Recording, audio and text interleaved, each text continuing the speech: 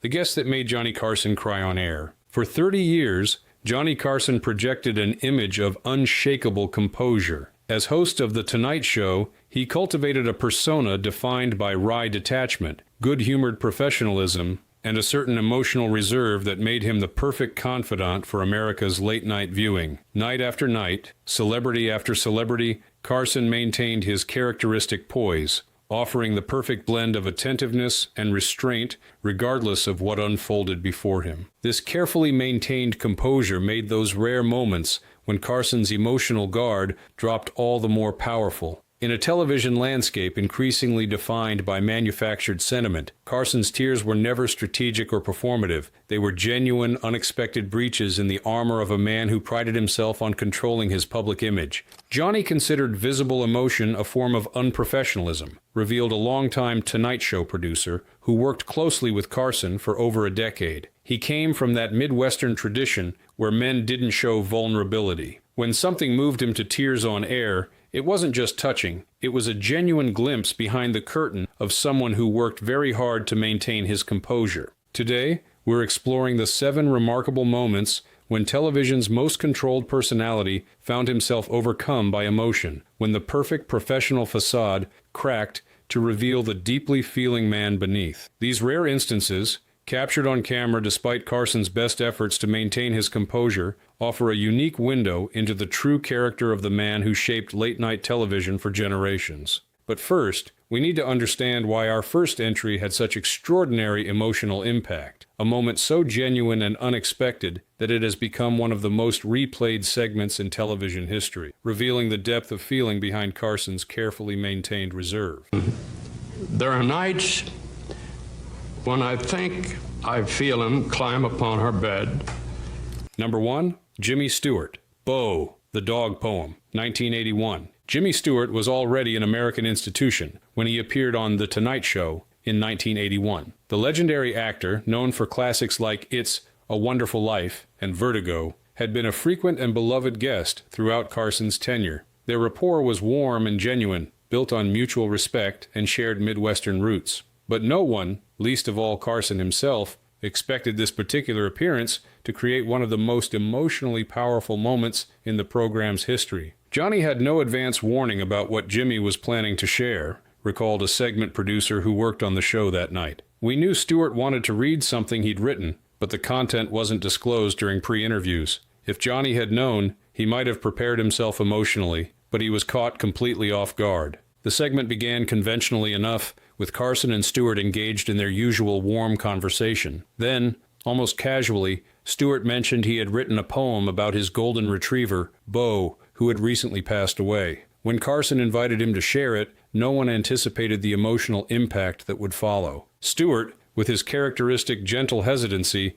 began to read. The poem described his relationship with Bo, the dog's habits, their nightly routine, and ultimately the profound emptiness Stewart felt after Bo's death. As Stewart's voice grew increasingly emotional during the reading, cameras caught something remarkable. Johnny Carson, television's master of composure, wiping tears from his eyes. "You could have heard a pin drop in the studio," remembered a camera operator who was present that night. Stewart's delivery was so raw and genuine, and then we all noticed Johnny's reaction. He was trying to hide it, dabbing at his eyes quickly, looking down, but there was no mistaking it. Carson was crying on national television. What made the moment particularly powerful was Carson's visible internal struggle. He clearly hadn't expected to be so moved, and viewers watched in real time as he battled between his professional instinct to maintain composure and his genuine emotional response to Stewart's heartfelt words. Johnny was a dog lover himself, explained a longtime friend of Carson's who was backstage that night, but it wasn't just about the subject matter. It was watching Jimmy Stewart, this icon of American dignity and strength,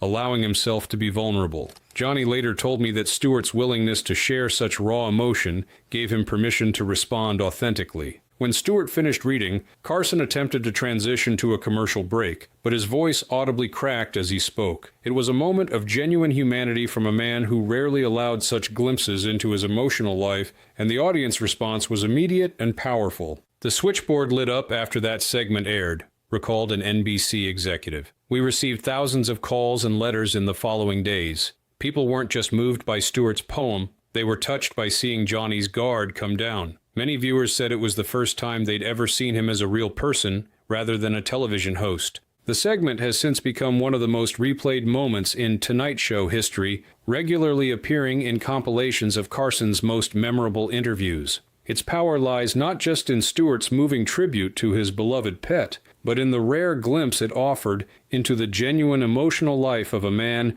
who had built his career on controlled affability. As Carson himself would later acknowledge to close friends, Jimmy Stewart got me that night, completely blindsided me. Some things just go straight to your heart, and there's nothing you can do about it.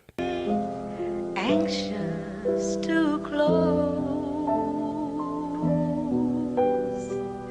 Number 2, Bette Midler, Carson's final week, 1992. After nearly 30 years and over 4,500 episodes, Johnny Carson's tenure as host of The Tonight Show was drawing to a close in May 1992. His final week of broadcasts had been carefully planned as a fitting capstone to television's longest-running and most successful late-night program. What hadn't been planned, what couldn't have been orchestrated, was the emotional moment that would occur during Bette Midler's appearance on his penultimate show. There was already a heightened emotional atmosphere that entire week, explained a director who worked on Carson's final episodes. Everyone, the crew, the staff, the audience, felt the weight of television history happening. Johnny was maintaining his usual professional demeanor, but you could sense he was processing the enormity of saying goodbye to a show that had defined his life for 3 decades. Midler, already known for her powerful performances and larger-than-life persona, had been booked as one of Carson's final guests. The segment began with the typical interview format, but toward the end, Midler announced she wanted to sing a song for Carson. As the band began playing One for My Baby and One More for the Road, the atmosphere in the studio immediately shifted. The song choice was perfect, a saloon song about last calls and goodbyes, recalled a musical director who was present that night. But what made it extraordinary was how Bette transformed it from a performance into a genuine farewell. She wasn't singing to the audience, she was singing directly to Johnny, and you could see it register on his face the moment he realized this wasn't just entertainment, it was a personal goodbye. As Midler's powerful voice filled the studio with the melancholy farewell tune, cameras caught Carson's expression changing. The professional mask slipped, revealing a man visibly moved by this musical acknowledgement of his imminent departure. He looked away from the camera several times, clearly struggling to maintain composure. Johnny was fighting it hard, remembered a camera operator who was focused on Carson during the performance. You could see him swallowing repeatedly, blinking more than usual, all those little tells of someone working not to cry on camera. But by the end, he was losing that battle. When she finished the song and moved toward him, his eyes were unmistakably wet. The moment culminated with Midler and Carson sharing an embrace that communicated more than words could have. When Carson attempted to deliver his closing remarks for the segment, his voice noticeably choked up, another rare crack in the composed facade he had maintained for thousands of broadcasts. That wasn't just Johnny being moved by a beautiful performance, noted a producer who had worked with Carson for over a decade. That was a man confronting the end of the most significant chapter of his life. Bette gave him the gift of acknowledging the emotional weight of that moment, something Johnny himself would have been too reserved to articulate. The segment became instantly iconic, replayed countless times in the years since, as the emotional high point of Carson's farewell week. Its power lies in its authenticity, a genuine moment of vulnerability from television's most controlled personality, captured during one of the most significant transitions in broadcasting history. In a medium increasingly defined by manufactured sentiment, Carson's visible emotion during Midler's performance stands as a testament to the rare moments when television captures something genuinely moving, when even the most composed professional cannot help but respond authentically to a moment of true emotional power. Because he is both. And he's got a new picture out right now called The Fisher King. Would you welcome Robin Williams? Yeah. Number 3, Robin Williams, after the death of Carson's son, 1991. In June 1991, Carson experienced a devastating personal tragedy when his son Rick was killed in a car accident. The 39-year-old Rick had been taking photographs on a winding road near Cayucos, California, when his vehicle plunged down an embankment. The loss was a profound blow to Carson, who briefly addressed it on air with characteristic restraint before continuing with his professional obligations. Johnny mentioned Rick's passing at the start of his first show back, thanking viewers for their condolences, but that was it, recalled a writer who worked on the show during this period. He didn't want to use his personal tragedy as content. That was Johnny. He believed his job was to entertain people, not to process his grief publicly. This commitment to professionalism made what happened during Robin Williams' subsequent appearance all the more powerful. Williams, known for his manic energy and rapid-fire comedy, showed a different side when he visited The Tonight Show shortly after Carson's return to the air. Robin immediately understood the situation required a different approach, explained a talent coordinator who helped prepare for the appearance. He was typically this hurricane of energy, but he came in with a completely different mindset that night. He told us backstage, "I'm not here to do my usual thing. I'm here to support Johnny." The interview began with Williams's characteristic humor, but at a noticeably more measured pace. As the segment progressed, viewers witnessed something remarkable. Williams gradually modulating his performance, creating moments of genuine connection amid the comedy. Toward the end of their conversation, Williams gently acknowledged Carson's loss without directly mentioning it, a subtle but clear message of support. It was masterfully done, remembered a director who worked that night. Robin found this perfect balance. He gave the audience the comedy they expected while creating space for genuine human connection with someone who was grieving. And Johnny, who never let his guard down, had this moment where everything just showed on his face. That moment, captured in a close-up that network cameras usually avoided during emotional displays, showed Carson's eyes visibly watering as Williams expressed, through both words and manner, his understanding of Carson's pain. It was a fleeting but powerful glimpse of genuine vulnerability from television's most controlled personality. Johnny never directly addressed what happened with Robin that night, noted a longtime associate of Carson's. But several staff members overheard him say, "Robin understood exactly what I needed tonight." It was high praise from someone who rarely commented on guests' performances. What made the moment particularly significant was how it represented a perfect meeting of two very different performative styles. Williams, known for emotional transparency and boundless energy, found a way to connect with Carson, the master of restraint and controlled affect. In that brief intersection, viewers witnessed something rarely seen on television: authentic emotional support transmitted through the artificial medium of a talk show interview. The segment is rarely shown in clip compilations, perhaps out of respect for the private nature of Carson's grief. But those who witnessed it remember it as one of the most genuinely human moments in the show's 3-decade history, a time when entertainment gave way to something more profound, and when even Johnny Carson couldn't maintain the emotional distance he typically cultivated so carefully. That in trying to be very nice, to say a lot of things that no human being alive could live up to. Number 4, Sammy Davis Jr., post-cancer appearance. Sammy Davis Jr. had been a Tonight Show regular throughout Carson's tenure, always bringing his characteristic energy, talent, and charisma to his appearances. The legendary entertainer had developed a warm rapport with Carson over the years, their on-air chemistry making for reliably entertaining television. But when Davis appeared on the show following treatment for throat cancer, the typical showbiz repartee gave way to something far more emotionally powerful. Everyone backstage was shocked by Sammy's appearance when he arrived, recalled a production assistant who worked that night. He had lost so much weight, and the surgery and radiation had clearly taken a tremendous toll. There were actually discussions about whether the appearance should proceed, but Sammy was adamant. He said, "The public needs to see what cancer looks like. I'm not hiding." Carson, who had been briefed about Davis's condition,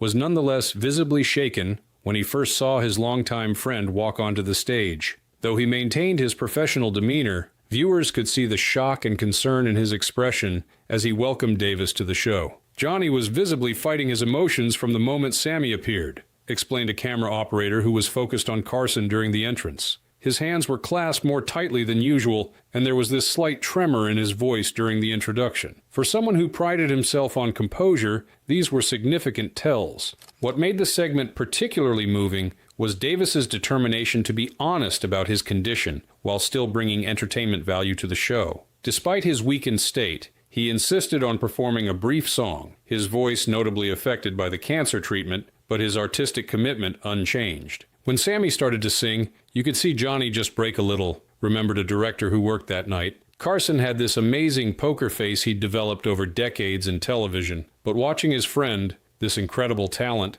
struggle physically while still giving everything he had artistically, it cracked that facade, his eyes welled up, and he didn't even try to hide it. The emotional peak came near the end of the interview when Davis thanked Carson for never turning his back during Davis's career, acknowledging the host's long support during times when racial barriers still significantly limited opportunities for black entertainers. Carson, clearly moved, attempted to respond, but found his voice breaking. It was a rare moment of visible emotion from television's most controlled personality. "That thank you from Sammy wasn't scripted or planned," noted a segment producer. "It was a genuine expression of gratitude from one professional to another, and Johnny's reaction was equally genuine. He was truly touched by this acknowledgement from someone he deeply respected, especially given the circumstances." The power of the moment was amplified by the knowledge, shared by both men though unspoken, that this might be Davis's final appearance on the show. This unacknowledged subtext gave every exchange an additional layer of emotional weight that was palpable to viewers. After the segment, Johnny took a longer than usual commercial break, revealed a stage manager who was present. He went back to his office briefly, and when he returned, you could tell he had taken a moment to compose himself. That almost never happened. Johnny prided himself on being able to transition seamlessly between segments, regardless of content. Davis would make one more appearance on The Tonight Show before his death in 1990, but it was this post-cancer interview that most revealed the depth of friendship and respect between the two entertainment legends, and that provided viewers with a rare glimpse of Carson's emotional vulnerability beneath his carefully maintained professional exterior. I'm one of the lucky people in the world. I found something I always wanted to do, and I have enjoyed every single minute of it. Number 5. James Stewart, Carson's final show, phone call. As Johnny Carson's legendary 30-year run on The Tonight Show drew to a close on May 22, 1992, the final broadcast was carefully structured to provide a fitting conclusion to television's most successful late-night program. While most of the farewell show featured Carson alone on stage, reminiscing and showing highlights from previous years, there was one unscripted moment that caught the usually composed host off guard, an unexpected phone call from his longtime friend Jimmy Stewart. "The call wasn't on the rundown for the final show," explained a producer who worked on Carson's farewell broadcast. "We had specifically decided against having guests that night. Johnny wanted to speak directly to his audience without the traditional interview format. The call from Stewart was arranged very last minute, and Carson had no idea it was coming." As Carson was reflecting on his 3 decades as host, he was interrupted by a phone call. When he answered, Jimmy Stewart's instantly recognizable voice filled the studio. The surprise was evident on Carson's face as he realized who was calling to wish him farewell. "You could see Johnny's entire demeanor change the moment he heard Stewart's voice," recalled a director who was in the control room that night. "His eyes widened, and this smile spread across his face. Not his professional host smile, but this genuine expression of pleasure. These were two men with tremendous mutual respect, and that authentic connection was immediately visible." What followed was a brief but emotionally charged exchange between two American icons. Stewart, his voice showing his advanced age, but still carrying that distinctive hesitant quality, expressed his admiration for Carson's accomplishments and his personal appreciation for their friendship over the years. "Johnny was fighting for composure throughout the call," noted a camera operator who was focused on Carson during the exchange. "He kept nodding rather than speaking at certain points, which those of us who had worked with him recognized as a technique he used when he was too emotional to trust his voice. There was this moment toward the end of their conversation where he just fell silent, and that pause communicated everything about what Stewart's friendship meant to him.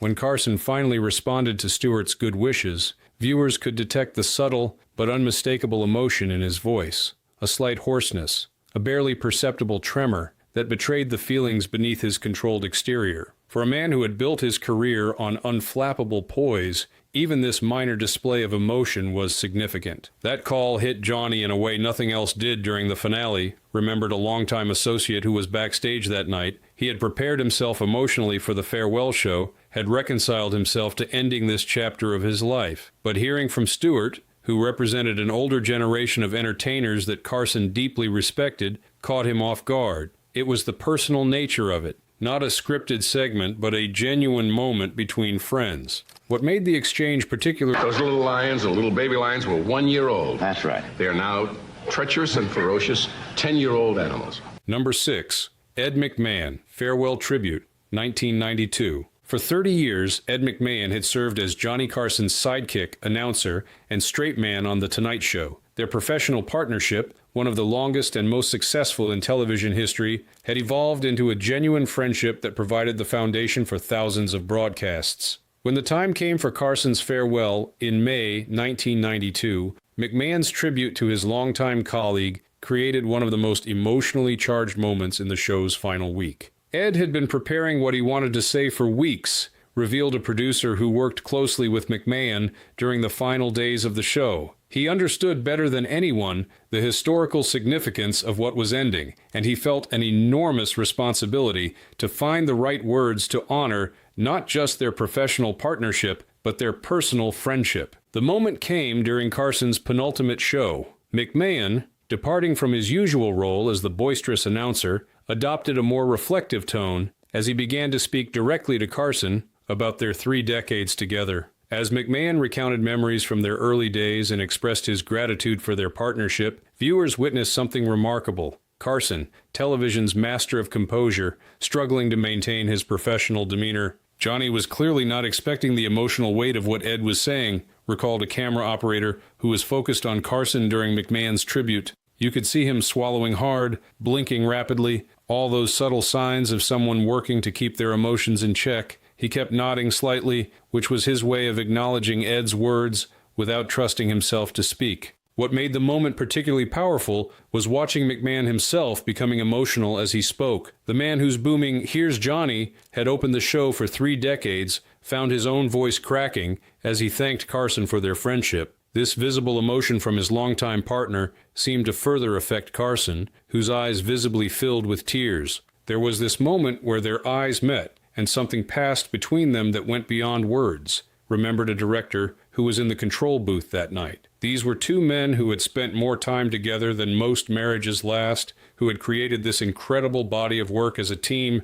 and who were now acknowledging that it was coming to an end. The emotion in the studio was palpable. Carson, clearly moved but determined to maintain some semblance of his typical restraint, attempted to lighten the moment with humor. But even as he delivered a joke in response, viewers could see that the emotion remained just beneath the surface, his voice slightly less steady than usual, his timing just a beat off from his normal perfect delivery. What people at home might not have fully appreciated was how rare it was to see Johnny affected like that, explained a longtime staff writer. This was a man who prided himself on never letting his guard down professionally. To see him visibly moved, to watch him fighting to maintain composure, was to understand just how significant his relationship with Ed truly was. The power of the moment was amplified by the knowledge that this partnership, this nightly tradition that had defined American television for a generation, was coming to an end. McMahon's tribute wasn't just acknowledging their personal relationship, but marking the conclusion of a cultural institution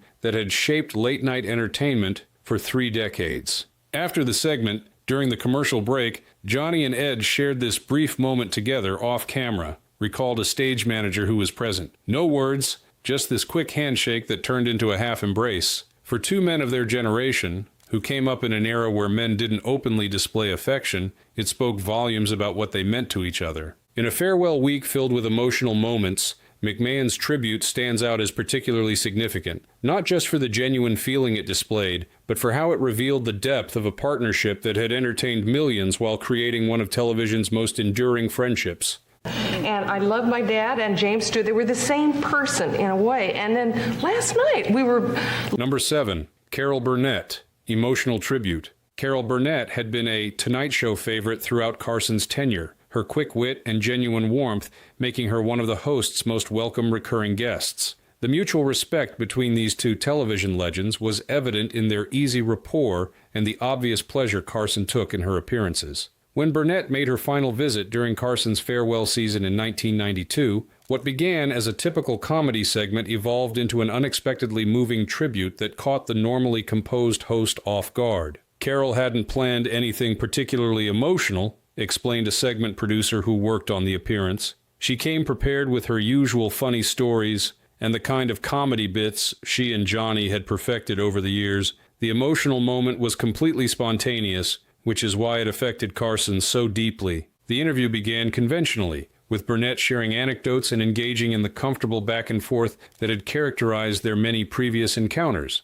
But as the segment neared its conclusion, Burnett suddenly shifted tone, addressing Carson directly about what his support had meant to her career and expressing her personal appreciation for their friendship over the decades. "It wasn't a prepared speech. That's what made it so powerful," recalled a writer who was present that night. Carol just started speaking from the heart about Johnny's impact, not just on her career, but on American entertainment as a whole. It was this beautiful, sincere acknowledgement of his legacy, and you could see it caught him completely by surprise. As Burnett continued her impromptu tribute, cameras caught Carson's reaction, a man visibly moved, but fighting to maintain his characteristic composure. His eyes noticeably welled up as Burnett spoke about specific instances when his support had made a difference in her career, moments that Carson himself had likely never thought twice about, but that had meant everything to a fellow performer. "Johnny had this tell when he was emotional. He would clear his throat and adjust his tie," noted a camera operator who had worked with Carson for years. He did both during Carol's remarks.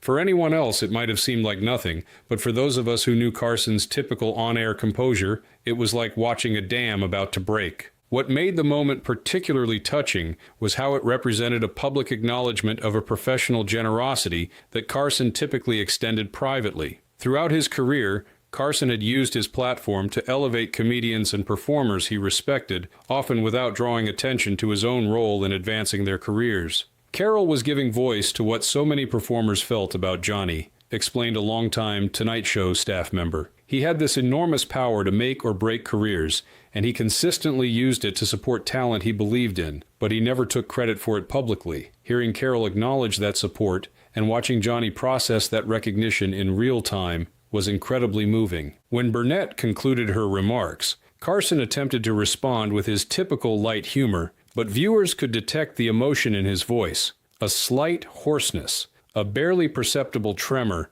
that betrayed the feelings beneath his controlled exterior. It was a rare glimpse of the genuine man behind the polished television persona. After the segment, Johnny took a moment in his office before the next guest, revealed a stage manager. When he came back out, he mentioned to one of the producers, "Carol got me there." Coming from Carson, who rarely acknowledged emotional displays, it was a significant admission. The Burnett tribute became one of the emotional highlights of Carson's farewell season, not because it was the most overtly tearful moment, but because it represented an authentic acknowledgement of Carson's impact from a peer he deeply respected. In a medium often criticized for artificial sentiment, this spontaneous expression of genuine appreciation created a moment of true emotional connection that even television's most composed host couldn't entirely conceal. These 7 emotional moments reveal a side of Johnny Carson that viewers rarely glimpsed during his 3 decades on air. Beneath the unflappable exterior was a man of deep feeling who occasionally found himself moved beyond his carefully maintained professional composure. In these brief instances when Carson's emotional guard dropped, audiences were offered fleeting but powerful insights into the genuine person behind the television legend. What makes these moments particularly significant is their authenticity. In an era of television increasingly defined by manufactured sentiment and calculated emotional displays, Carson's tears were never strategic or performative. They were genuine reactions that he actually tried to suppress, following the generational and personal code that viewed public emotion as something to be controlled rather than indulged. This tension between Carson's genuine feelings and his professional determination to maintain composure adds a poignant dimension to each of these moments. Viewers weren't just witnessing emotional displays. They were watching a normally controlled personality struggling with the unexpected power of his own reactions. These weren't tears shed easily or for effect. They were emotions so genuine they breached Carson's considerable defenses. Perhaps most telling is what moved Carson to these rare displays. Tributes from respected colleagues,